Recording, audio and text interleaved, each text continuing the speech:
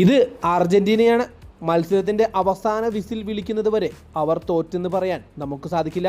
കാരണം ഇത് ലയണൽ മെസ്സിയുടെ അർജന്റീനയാണ്. അതെ, ഒരു സിനിമയുടെ ക്ലൈമാക്സിന് വെല്ലും വിധം നാടകീയ സംഭവങ്ങളായിരുന്നു അർജന്റീന വേഴ്സസ് ഈജിപ്റ്റ് മത്സരത്തിൽ ഇന്നലെ അരങ്ങേറിയത്. 3-2 എന്ന സ്കോറിനാണ് അർജന്റീന ഈജിപ്തിനെ പരാജയപ്പെടുത്തിക്കൊണ്ട് ക്വാർട്ടർ ഫൈനലിലേക്ക് യോഗ്യത നേടിയത്.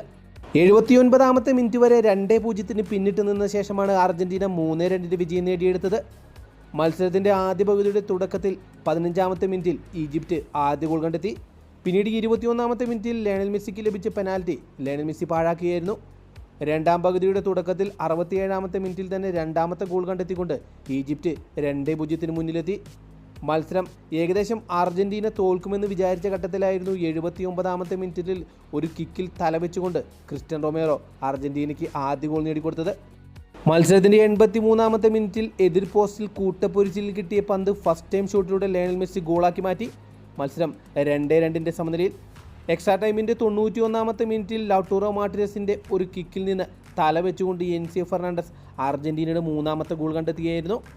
അർജന്റീന താരങ്ങൾ തുടക്കം മുതൽ അവസാനം വരെ കാലിൽ പന്ത് വെച്ചുകൊണ്ട് പൊസിഷൻ കീപ്പ് ചെയ്തുകൊണ്ട് കളിച്ച മത്സരത്തിൻ്റെ അവസാനമായിരുന്നു അർജന്റീനയുടെ വിജയം. ഓരോ താരങ്ങളും ഒന്നിനൊത്ത് മികച്ച പ്രകടനം കാഴ്ചവെച്ച മത്സരത്തിൽ ലയണൽ മെസ്സി ഒരു ഗോളും ഒരു അസിസ്റ്റും സ്വന്തമാക്കി. ക്രിസ്റ്റ്യൻ റൊമേറോ ഒരു ഗോളും എൻസോ ഫെർണാണ്ടസ് ഒരു ഗോളും ലൗട്ടാറോ മാർട്ടിനസ് ഒരു അസിസ്റ്റും സ്വന്തമാക്കി. മത്സരത്തിൻ്റെ ക്വാർട്ടർ ഫൈനൽ മത്സരത്തിൽ സ്വിറ്റ്സർലൻഡിനെതിരെയാണ് അർജന്റീനയുടെ അടുത്ത മത്സരം.